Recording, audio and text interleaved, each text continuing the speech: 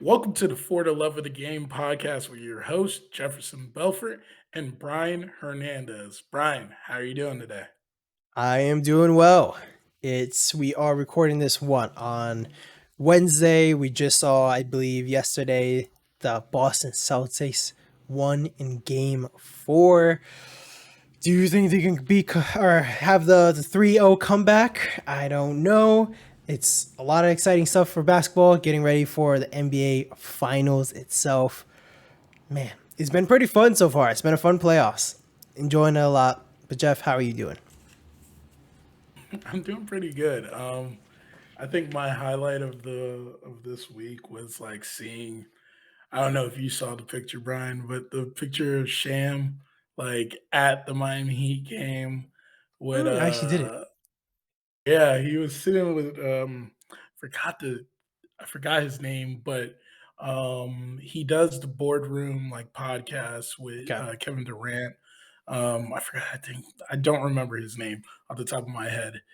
I think it's Gonzalez. Actually, is his Okay. last name. Eddie Gonzalez, something like that.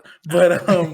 But they were both at the Miami Heat game, and like just watching them at the game, and Shams just like on his phone was just like so apropos, like it was like, yeah, this is exactly what he does every day.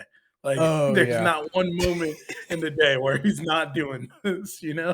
It's So, true. Oh my gosh. That's really so that funny. was that was definitely one of the highlights of this series, but definitely happy to see how both series are going. We'll unpack on that more, but definitely has been an interesting Eastern and Western Conference Finals. Like you said yesterday, the Celtics gave the Heat a shellacking. We'll see if Hmm. that continues. Yeah, All we right. shall see. All right, so the topics that we will be hitting today, we just alluded to a little bit of that. We'll be talking about the both conference finals and giving a recap on both of them. One being over, and then one of them still continuing at this time. Maybe when you guys hear this, it could be over, but as of this moment, right now, one of them is still continuing. The next topic will be about the Western Conference Finals MVP Nikola Jokic, and where is he ranking up as an all-time great at this point in his career? And then lastly, we will, just a little conversation about the NBA draft lottery that passed last week. Talk about I wouldn't say winners, but like just some highlights from what happened there. Obviously, there's one clear winner, but um, we'll just divulge on that a little bit in a little bit. So, Brian, are you ready to go? Yeah, let's do it. All right, perfect. So I guess let's start off with the Western Conference Finals as there's already a resolution in that series. It's all over. The Nuggets swept the Los Angeles Lakers. Brian, what are your thoughts about that series and how it played out? Man, oh man. I did not see the Los Angeles Lakers getting swept. I did think that Denver was going to win. I thought it was even a little bit absurd that like the Lakers had any chance really in the series, but to go for nothing and get pretty like, I mean, a lot of the games are pretty close, but still like for the most part like dominated. It's it's tough. It's tough. And like you think back onto like that Phoenix series and like that's actually if it ends up being Miami, which most likely they're going to face in the finals, that Phoenix series actually probably was one of the hardest series that they played. I think this Denver team is so good right now. They're hitting their stride. Jamal Murray did not play like this in the regular season. We all know he was good, but we didn't know he was this good. For the Lakers, you know, I had to tip my hat to LeBron. I didn't think he was even gonna get them even close to being this far. I thought the Memphis series was gonna be closer than what it actually was, and then I thought they had no chance. Not no chance, but I thought Golden State was gonna do better than they did, especially after how they played against Sacramento. Man, crazy, crazy. Jeff, what do you think? I don't know if you noticed when I chuckled a little bit, but I chuckled a little bit because it seems like you think that they're gonna steamroll the rest of us I don't way know about through. steamroll, but I think the matchup is in Denver's favor pretty heavily. I don't know. Miami has defied all odds. This would be the biggest one that they would defy. Actually, one of the biggest ones. Um, I think Milwaukee is probably the craziest, but hey, anything is possible. Miami's crazy right now, but I still think Denver.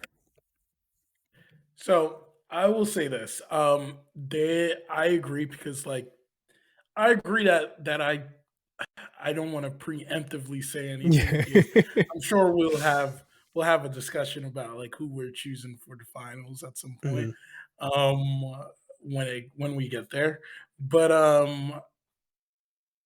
they're just a nuclear offense. Yeah. Like they they showed throughout the series that like they have no problems with anything the Lakers were throwing at them. Yeah. And I don't even think that is a testament of the Lakers being bad. I just think that Agree. the Nuggets are that good.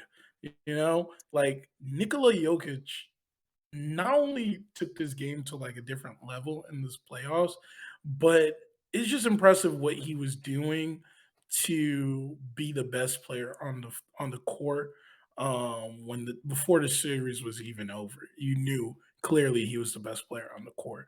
A lot of the beginning of the series, or even when we were previewing this series, a lot of people were wondering. I think I even saw a power ranking I think one of our friends showed us a Mhm. power ranking that stated that Anthony Davis and LeBron were the better players in the series. But clearly, they made it clear. He made it clear this series. Jokic might be the best player in the league right now. He proved it 2 years in a row, winning the MVP.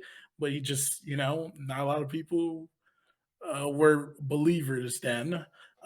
As he's getting closer to the grand stage of like the national stage, the greatest series to be played, the finals. There's going to be people, the casual fans, that don't get to see Jokic on a Mhm. daily perspective or doesn't stay up late enough to watch Jokic. That are going to see him for what he really is, and and I think it's safe to say in my mind right now he's the best player in the league.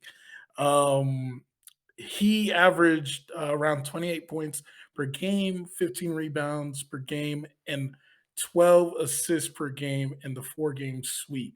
Like, come on, man! Like that's some Mhm. impressive numbers. He had games where he was shooting as high as 70%, and then averaging up at 50% from the field in the series. And then like those demoralizing threes that he was taking from shooting it above his head. Like I just all I could do was like kind of laugh at like those moments was like just seeing how like this guy was getting out of these situations and how like agile he is for a guy that big. It's just so impressive. It's so great to and refreshing to have like a team that you know I, I would have said 5 years ago no one would have picked the Nuggets to be in this place. But not only is it impressive that they're going to finals now, it's impressive the fact that a few years ago they even went to the Western Conference Finals, and we kind of shaked it off like it was nothing, you know. Yep. Yeah. So No, Jokic is next level. It definitely is the fact of, man, if Jokic was in a big market, everyone would be going crazy. He's also a guy that doesn't say a ton of words, but when he does, he's generally like pretty funny.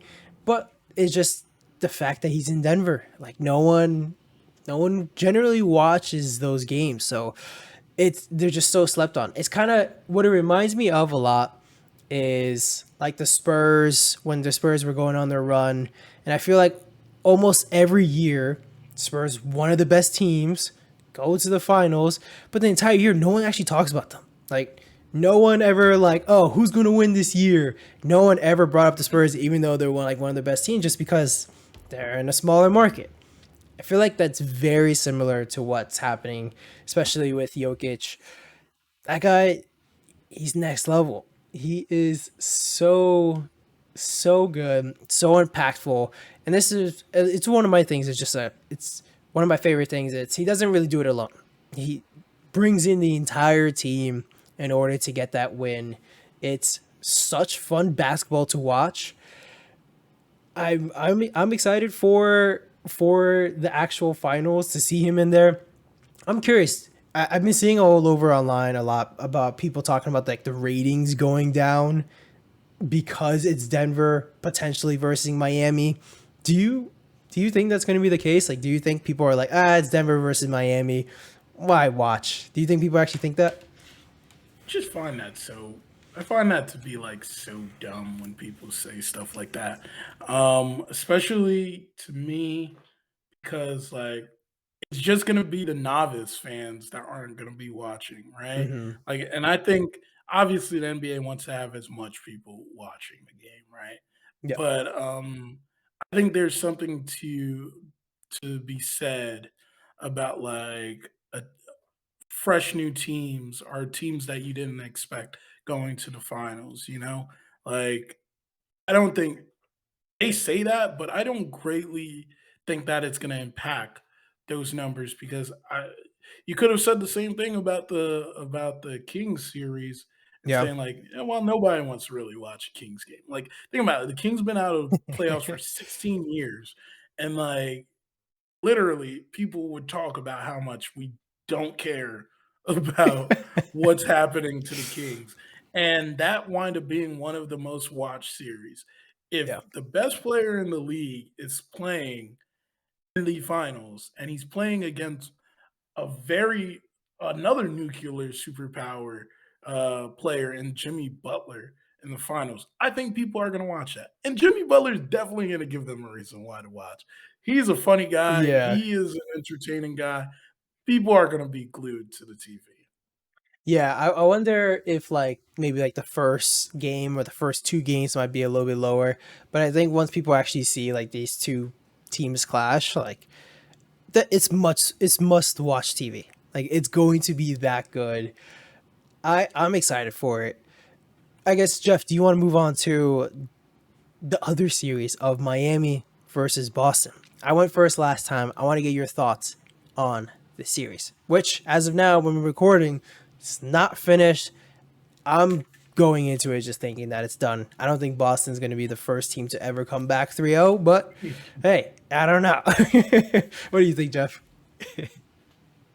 Well, some people believe that. Some people want to believe they're like the Boston Red Sox of 2004.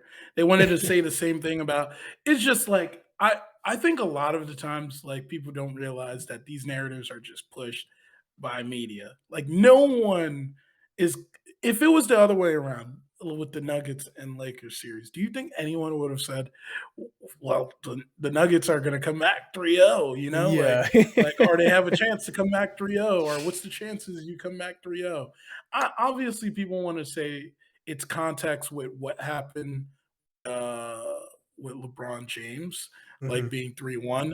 But, like, then why are you talking about that with the Celtics, right? Like, it hasn't happened. I will not believe it until it ever happens. Yep. I give it about 0.5% chance that it happens. Like it's because I always think about it like this is we're talking about one of the greatest head coaches in NBA history in Eric Yep. Spoelstra. What is he going to be advocating his team to take it as? Take it one game at a time. I'm sure he's been taking that approach with every one of the games and in the whole playoffs at this point. So if if they're not able to close this out, That would be it would be tremendously sad. I'm not gonna lie. It would be very tremendously sad. But I just don't see a world where that happens. I don't even want to go too far into it because I really don't even think that there's much to go to about the Celtics. The Celtics gave up on game three. A lot of people are Mhm. sparking that conversation. You expected in game four they were going to come out really hot, or they didn't come out immediately really hot, but they played up to Miami in that first half and then blew it out in the third quarter, right? So I think they did exactly what we expected. They had professional pride, as like Kenny Smith has been saying about a lot of these teams on the verge of being swept. But I think that's the end of the road for them. They probably win one more game. That's it. Yeah, I think that's it's done. I don't think there's any close, especially like you mentioned of one Eric Spoelstra, like one of the best coaches of all time. I find it hard that he can't get at least one out of these next three. Um, just being the competitor that Jimmy is, there's no way he's gonna let it be like that. Especially like, hey, if Grant Williams can just say something to him and start beefing on the court, and then Jimmy turns it up next second, I don't think that it's really gonna be like that. I also, you see the reports. Who knows how true it is, but especially after that game three loss, you hear about how Ime Udoka is about to get fired and that, he lost a locker room and this and that. Do we really think that the team like in that kind of in chaos right now is gonna come back? I don't know. Yep. What do I don't you believe so either. what do you think about the actual series itself though? Like, did you ever see Boston actually being down 3-1 right now in the I think face of anyone elimination? could have. No one foresaw this, right? Yeah. I thought race the eight seed thing in my mind, like, forget that Miami is an 8th seed. This is a team that they've been coming up against the last couple of years. So, Yep. like, it's kind of like when you think of, like, divisional, like, foes, right? Like, you kind of erase, like, all of the other things, like seeding and stuff, because these guys see each other so much. So, anyone could win this. Being that they were about a one Jimmy Butler three-pointer away from going to the finals last year. Like, I think Miami came into this knowing that they were going to come seeking some like revenge, right? They've been extremely nuclear from the 3 point this whole series. I As a team, they're shooting 41%. 42% pretty much, Sheesh. and I remember seeing a stat that was, like, up against, like, top 4, three-point field goal percentage for a team in the Eastern Conference Finals, those 4 teams not being the Warriors, I think, actually, Yeah. too.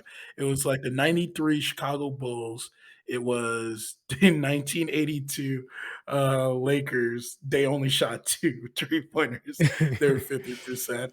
And then there was another team, I just couldn't remember the other one, and then they shot, like I said, 42% from the field. So, um, it's like kudos to them that they're even able to be shooting at that clip and hitting it. Is that sustainable? I don't know if that translates to the next series. I'll be honest with you.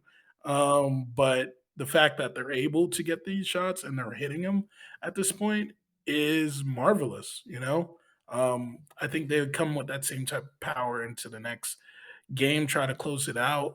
Jimmy leading the way, he'll get it done. And then honestly, a big kudos to someone that has stepped up all across the playoffs for them is Caleb Martin. And Yeah. I will also add Gabe Vincent as well. But Hmm. Caleb Martin, in my mind, has really become like a battery pack in the back for the Heat off the bench with him getting over like 12 points per game in this Eastern Conference Finals. It's well, I don't even think it's. I think he's actually shooting better than that. The stats I'm looking at is not that great. Yeah, actually, he's doing a lot better than that. It looks like he's averaging like close to like 16 or 18 around that. 18, 19, I think actually was the last thing I saw. But uh he's definitely having a coming out party with this Heat team. You know that everyone on this Heat team is always ready to play and always ready to pick up the load, and their coach just prepare them for that. So Yeah. that's all I had to say on them. Yeah, no, I definitely want to touch on Caleb Martin. You're right. He's averaging 18.5 in the finals so far, the conference finals, shooting what is it, 46% from three. Like this guy Exactly. has just been so clutch for them this entire time. At one point, I was like, he has to be their third best player right now. You got Jimmy, you got Bam, and then honestly, Caleb Martin has been like right there. Him and Gabe Vincent are like the just swapping for that third place this entire time. During the Knicks series itself, what I thought was pretty interesting was I know when the Knicks got or they traded for Josh Hart, he was like that battery pack. He was hitting all the big time shots, blah blah blah. Literally, Caleb Martin just out Josh Hart. Like he did that times two.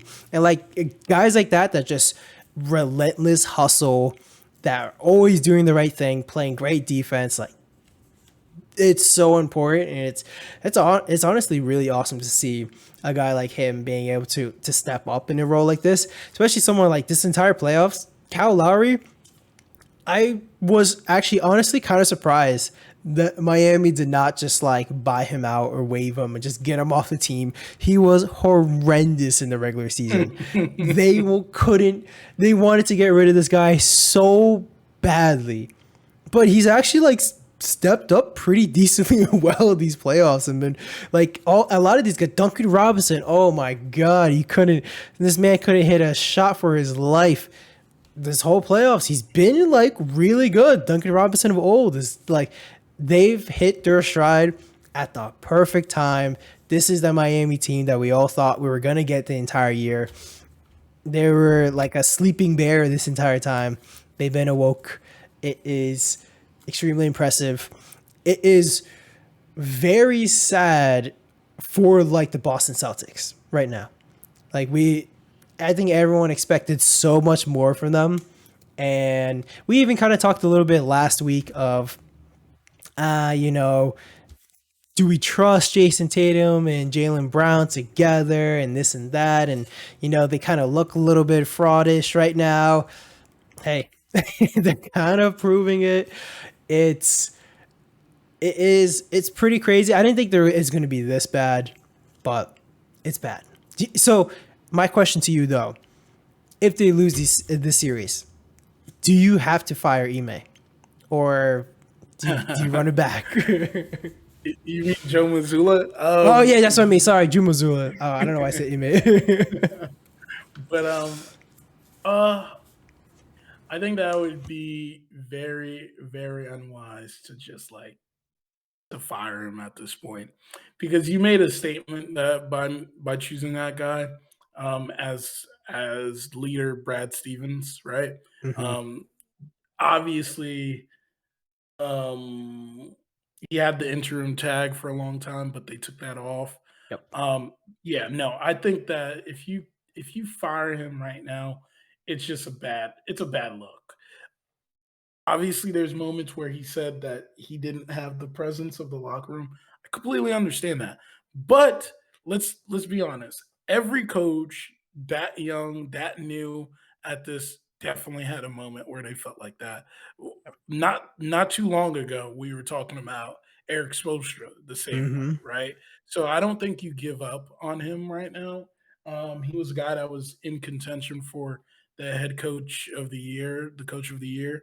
I some people will say it's the strength of his roster Yeah. that carried that, but there was a reason, I guess, why he was considered that. He steadied the ship when it was at its worst, right? He did. Um, and he was able to help them get out the gates really strong. A lot of the issues that they have, I think, is just continuity stuff that are going to come with time with trusting your coach a little bit more. He's not as tested as like these other guys. He is and seeing the same things as these other guys, but I think that like they're gonna give him a chance again. But like you said about the fraud stuff, like I've been saying this all year Yep. long. I You I have. swear I've been like the Celtics have given me fraud like for like the whole year. And then they had a fraud off in the last in the last round. I had the I had the Sixers moving forward and then they Yeah. they just out frauded the the Celtics. So there's that, but I'm not gonna be salty about that one. But like it's you just I beg to ask the question, is it even right to say that Jason Tatum is a full-on superstar, like, at this point Mm. now? Because, like, the level of inconsistency from this guy is just, like, crazy. Like, Jalen Brown, I don't even think he's a superstar. I think No, no. he's a star. Yes. But, like, Mhm. I'm starting to think, like, it might be the time to say that Jason Tatum's just a star too. They're both budding stars, like, they have some age to them a little bit now, but, like, I can't put them in the same likings of the Jokic's, of the Giannis's, Yeah. of the LeBrons, of the KD's, I just don't see them there yet. They have a very potent team, which hides their deficiencies a lot, and helps them out. But they're great players. They're just I don't see them as superstars. And I agree.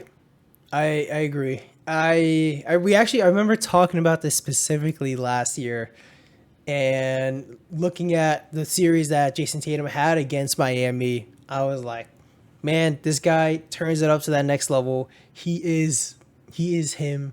He's that good. And I at the time I was like, yeah, he's a superstar. Jimmy Butler is not.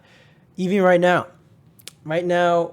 I you have to, in my opinion, I'm demoting Jason Tatum, having just putting him in the star. It can't, like you're saying, the inconsistency is a little bit too much. There's times where like when you have a superstar, you give that guy the ball at the end of the game.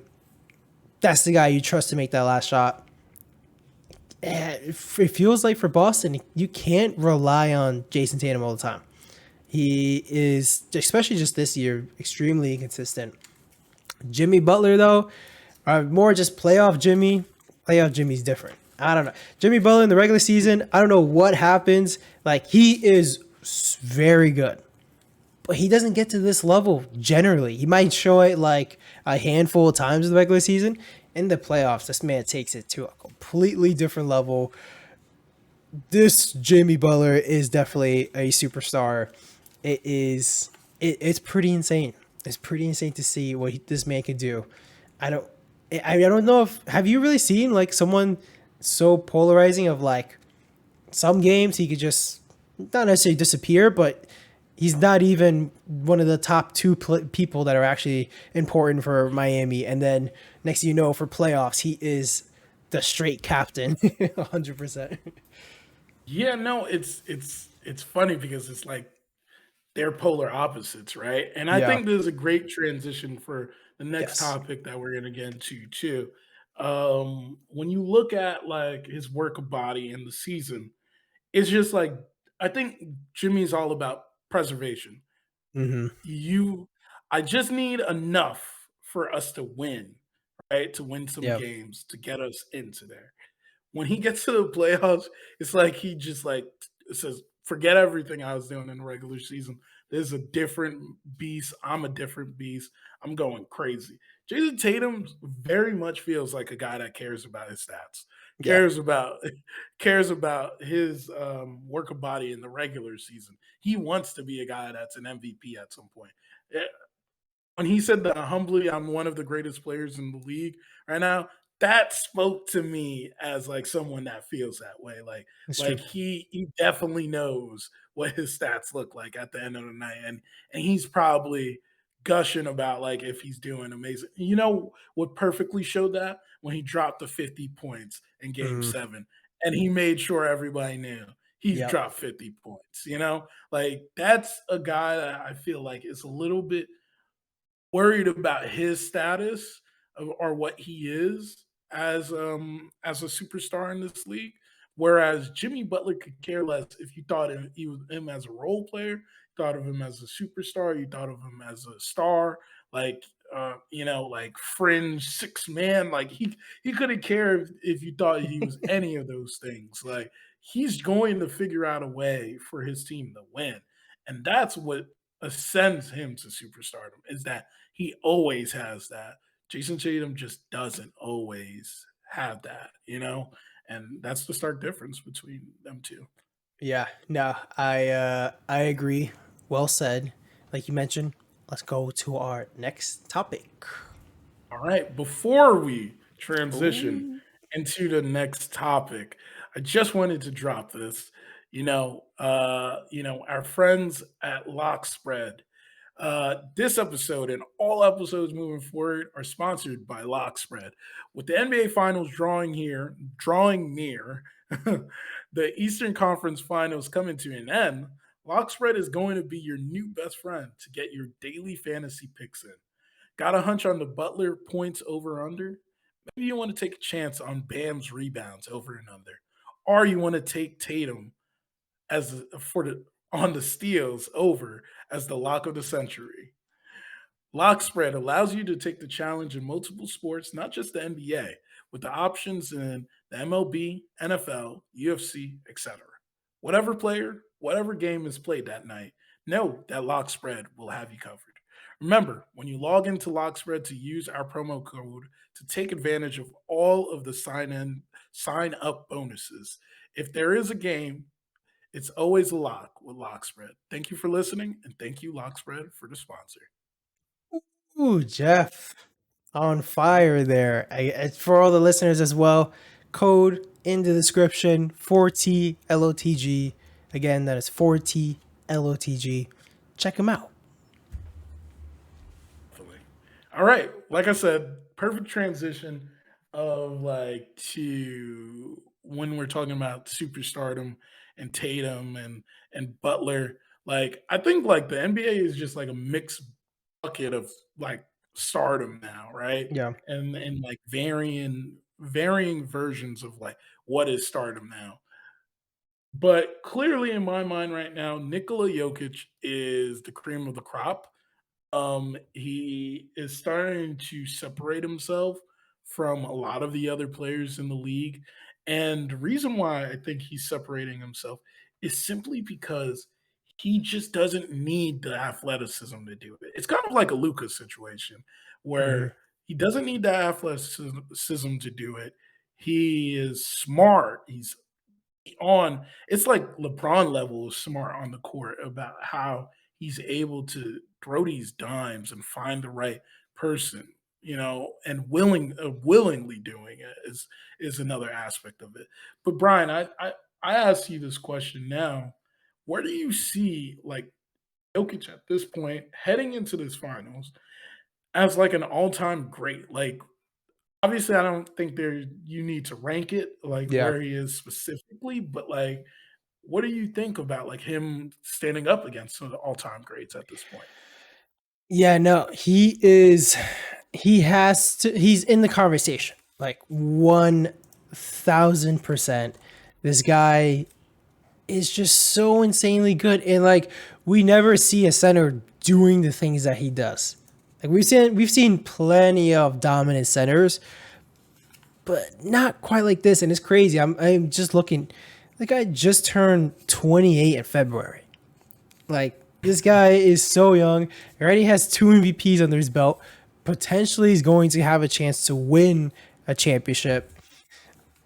He is just next level. So he's in the conversation without a doubt. I actually went back to. I remember last year we did a top 10 all-time rankings. And I went back to it to see if there's somewhere I can fit him. So I know we ours was, I think we generally had like the same top 10, a little bit slightly different. I'm just gonna go through them. I have it actually until 15. Let me know when stop me if you will put Jokic ahead of any of these guys here. So the order I personally had was Michael Jordan, LeBron, Kareem number 3, Bill Russell number 4, Wilt Chamberlain number 5, Larry Bird number 6, Magic Johnson number 7, Tim Duncan number 8, Shaq number 9, Kobe number 10. And then I had 11. I had Kevin Durant at that time. Oh, there. And then 12, I have Steph Curry. Do you put him above any of these people here right now? Well, I send Steph Curry up that list. I know it was a little bit of time Yeah. since we talked about that. There's Yeah. two champions. We're about to That have is two true. championships. That is By true. last time we talked about that, but Yeah. I would say like Steph Curry obviously is now in the top 10. I'm Who not do you gonna lie to who do you you. kick out? He wins a champion. He wins a championship. He's on the level of he's on the level, he's beyond the level of Kevin Durant, right? So Yeah, like I I think so. think he sneaks past that. I agree. Steph Curry, like you said, moving Steph Curry into the list. Sadly, I think I would have to move Kobe Bryant out of there. It's Yeah. just like it sucks to take It's- Kobe out of there, yeah. but I just don't think there's anything. Steph Curry's done it all, man. He's done a Yes. lot. He's done a lot, and there's some people that would argue at this point, like that Steph Curry is rivaling what LeBron has done. And Hmm. I think if Steph Curry does end his career with more chips, a couple more, if he can ever get to that MVP level again, or if he's I know there's politicking behind that MVP award, so he Yeah. probably may never win another one. But like, if he's ever able to go and win another championship and be the catalyst of winning that championship, it makes the conversation about LeBron so much more interesting. Where I don't think LeBron ever leaves being number two to MJ, but it ratifies in my mind Yeah. the fact that LeBron is number 2, because everybody that could have been thought of as like the second best are uh, sniffing or even scratching the surface of like what MJ was doing in the 90s was always met with sit down, like I'm gonna humble you, Yeah. you know what I mean? Like it always happened, you know? So I just that makes me concerned about like the whole Steph Curry where he would be placed. But I think Jokic wins this one. He's Yep. already at 12. Already at I think he's already at 12 in my so mind I because it's yeah. hmm? No. So it's I guess it's around because there's Kobe, Durant, Curry. I had in whatever order you can say. So Hmm. if you want him at 12, you had to push, I guess, Kobe down to Durant out, 11. Kobe to Kobe to 11. 11. Jokic at 12. Durant at 13. Steph Curry, I don't know how high I would bring Steph Curry, but like I would shuffle some things up. Steph Curry probably Mhm. top five is Okay. in my mind. Top five, top six, Yeah. top seven, around that range. Like as of right now. I think But I think I'd agree. He changed the game of basketball. He exactly. really did. It's crazy. Like he changed the game while there's a person that is arguably thought of as the best player to ever play. That is extremely crazy to think about that. Like that's why I say like Steph Curry needs to be in that conversation, right? Yeah. But this is about Jokic. Let's go back to Jokic. Yeah. I think Yeah. work of body, work of body is why I believe if Jokic is a guy that wins 2 championships, wins 3 championships, I think he ascends a lot higher in my mind because it gives me the Tom Brady, like Mm, Tom Brady of the NBA feel, right? A guy that was never really expected to be this. Who else in this list was ever not thought of as it's true. being this great, you know? And I think that's a part of what makes him a greater player. And his one championship will be mean a lot more than a lot of these other guys on the list because of what he had to overcome. You know? That's crazy. It's you. That's a really good point. I was even just looking at it right now. I don't think there's a single person here that's, well, one, second round pick, two, Yeah. outside of the top 10 Yeah. in the first round. Like, that's kind of, that's extremely impressive. Wow. Exactly. What he's done already has already defied reality and all odds, right? So like him now just making the finals just like exacerbates that to another level. Now, if he wins the championship and does it so convincingly, come on, man. Like I think he's already in my mind better than Dirk. In my mind, Mm, I think, I think like I so. said, Yeah. the the conversation gets really hard here, but I would start looking at Tim Duncan a little bit differently Mm, because even Tim Duncan had some version of help. I mean, that's true. I'm not saying Jamal Murray is nothing, right? I'm not saying that at all. I do think they have a perfectly constructed team, but that team doesn't go without Jokic Oh, either, yeah. like so the team's not constructed in that way without Jokic, right? So yeah, I think some people may say it's blasphemy, but if he wins this one championship, he looking at Tim Duncan in the eye, and to me personally. So so there's a couple other people that I had that was like in the top 15 that had at the time. Like, you're definitely right. We did this like a year or two ago, so like I think there's definitely things have moved. Some of the other names I had on there, more older people, was Oscar Robertson, Hakeem. That's where I think maybe this is actually a fun conversation of Jokic or Hakeem. Who do you actually have higher? Because that's actually kind of tough. The other one was Moses Malone. I'm also, one name I want to throw out there that we haven't talked about that I didn't have when at the time of making this list. Someone like Giannis. I know he's not one of your favorite guys, but a kind of around the same ilk. Won the MVP, won a championship.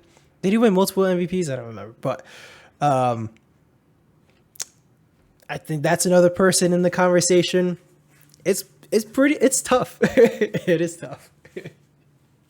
Giannis. So for me, the one thing with Giannis is him having the one. It's improbable what Giannis did too, but when you look back at it again, Mhm. he is also a guy that was a lottery pick. Like Was like, he? Or at least was he he was 14? I think he was 13th. Yeah, somewhere Like, around there. yeah, so Yeah. fringe lottery pick, it's not Yeah. like the highest lottery pick, but I mean the best lottery pick, but, like, yes, he was still a lottery pick, right? Um, He went I think 15. he I Actually, is that out went of the lottery? 15. I think that's out of Oh, the that's lottery, that's but he's up to still. 14, Yeah, so yeah. so playoff team. So Yeah, yeah. playoff team, a fringe playoff team. So he's right on the cuffs, you know what Yeah. I mean? Like, we've seen guys in the 13, 15 range still be good, and not to this level, right? Yeah, But, yeah. like, still be good, you know? I would love to see, like, what that list of notable players that came from, like, a 15th pick looks like, though, It's other true. than Giannis. But, I think, yeah, Giannis is in that top 20 conversation. I just think it's far more impressive what Jokic does on a daily perspective, on a game impact perspective than Giannis because Giannis is dominant. Like that's when we always have the conversation of like the most dominant players. Yeah. Giannis is by far in that conversation with him and Shaq, but it's also the same reason why Shaq isn't. in the top five. Dominance isn't the only way uh, Yeah. to be able to get to this top of the elk, you know? So I think top 20, top 15 at this point. Like I said, I'm just more impressed by Yeah. what Jokic has done than Giannis in his career, and that feels like split. That is really splitting hairs, really, because we're talking about the Yeah. greatest players ever. You know? Yeah, it definitely is just impressive that they're even in this conversation right now. Like you say, I can see someone making a case for any of these guys being really in the top 10 and actually buying it. It's like you're saying, it's all so close. It's pretty crazy. That I really like the fact that you mentioned of the second round pick. That's really impressive. Do you want to move on to our last topic of the day? We can do this quickly. Yes, we can. Yes, we can. So, as of I think it was May, what was it, May 22nd? No, that was last week. 16th, whatever day it Yeah. was. Uh we had the we had the draft lottery played, right? Played. We had the draft lottery announced, and we had a few surprises in that lottery, Brian. Yep. But the team that wind up winning it all, winning the Wimby sweepstakes, was the team that, for a long time, a lot of teams thought this would be the one. A lot of people thought this team would be the one to take it. And the San Antonio Spurs gets the first pick. Yeah, Your it's thoughts? it's pretty crazy. Well, one, I think it's if you want to believe in the conspiracies and everything, that this is kind of like a destiny kind of situation for Wemby.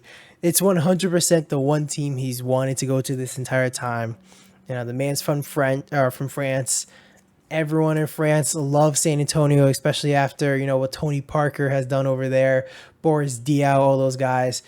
Wemby actually plays, or currently I guess plays for Tony Parker's team in France.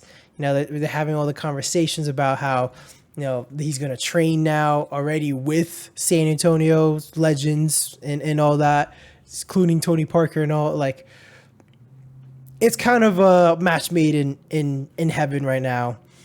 This is where he was always pretty much going to go.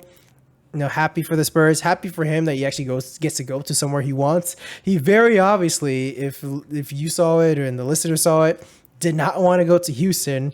After he saw Houston drop to number 4, he was like, yeah, he was so excited. It was that is the one place you could tell he definitely did not want to go to. So, hey, good for 1B.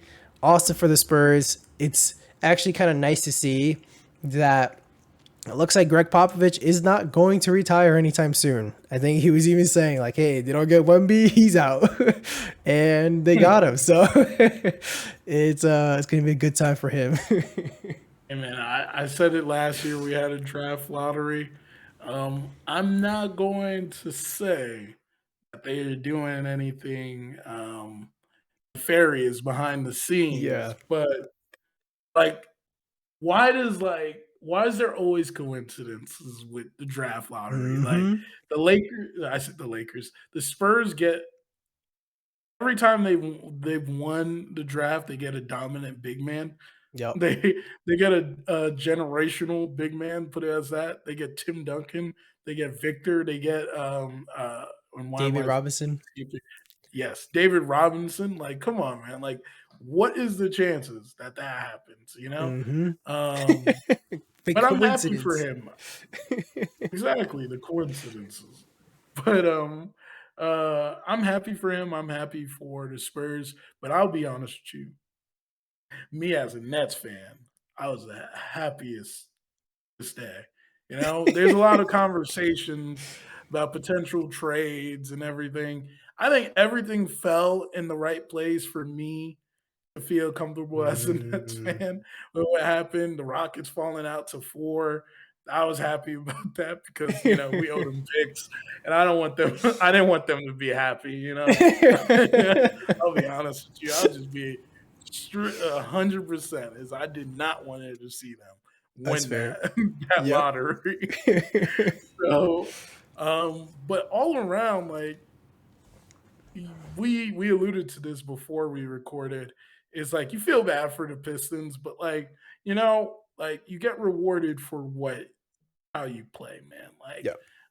they're in a place where they've been picking lottery picks for years. I don't feel bad that they fell out of the top three when they've been this bad for so many years, Yeah. you know?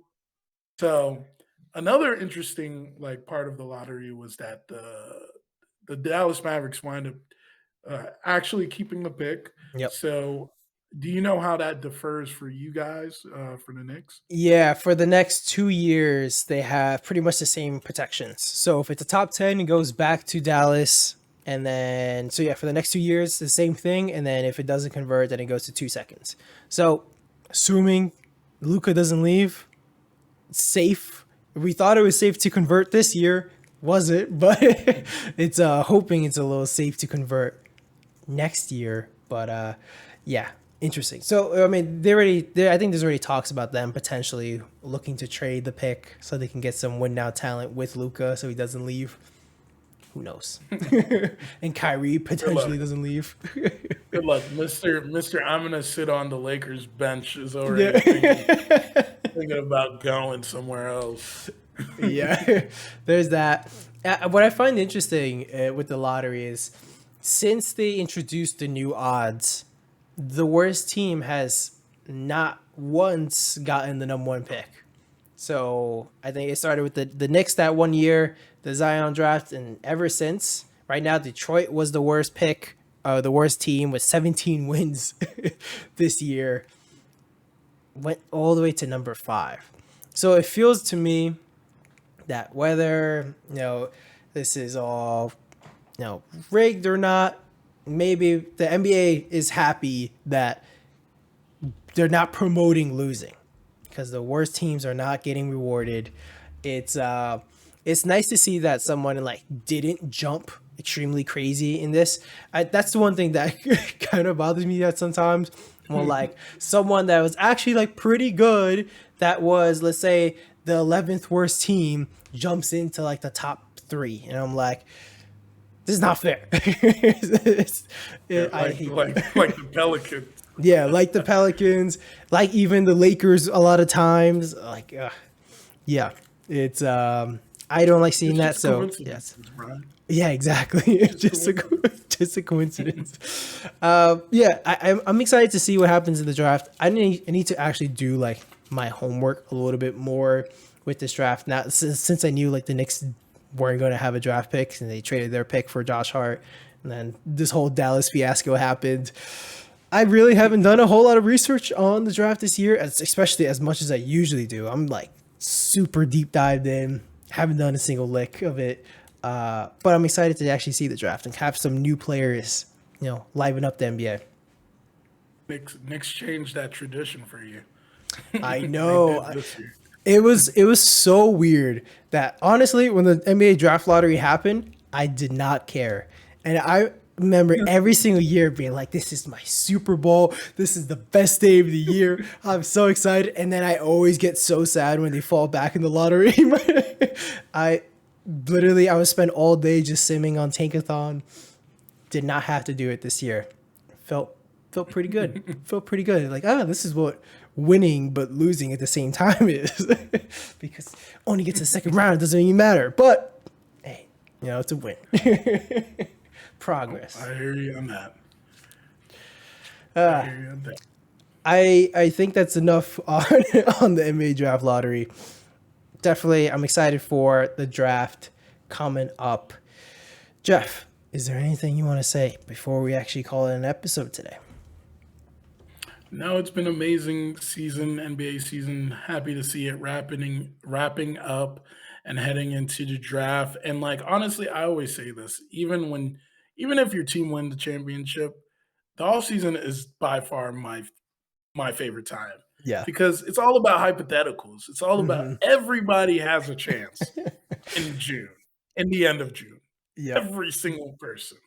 It's when September comes and October comes when it really becomes solidified. So, like, I hope you guys, listeners, are ready for a fun, exciting off season. Gonna, I, we're going to be trying some new things. I think during this off season too, to make it live it up, have some fun, and like help educate you guys and put you guys in a good place about the draft or the off-season free agency movements as well. Yeah, I couldn't agree more. I actually think it's going to be a pretty fun offseason. There's a lot of big moves or big names going around that, especially after how this entire playoffs is going, it shows you like there isn't just one team. It isn't just, the Cavs versus Golden State for like 4 years in a row, and then Golden State and San Antonio. Like there isn't just two teams on each side. Like this is actually very competitive. Any team can make a pretty small move, minor move, and actually upgrade a ton. It is very exciting. A lot of people actually want to make some big moves. I think it's gonna be a big off season. I'm pumped for it. I hope you guys are as well, all the listeners. But yeah, no, this has been fun as always, Jeff. I appreciate it. This has been episode 54.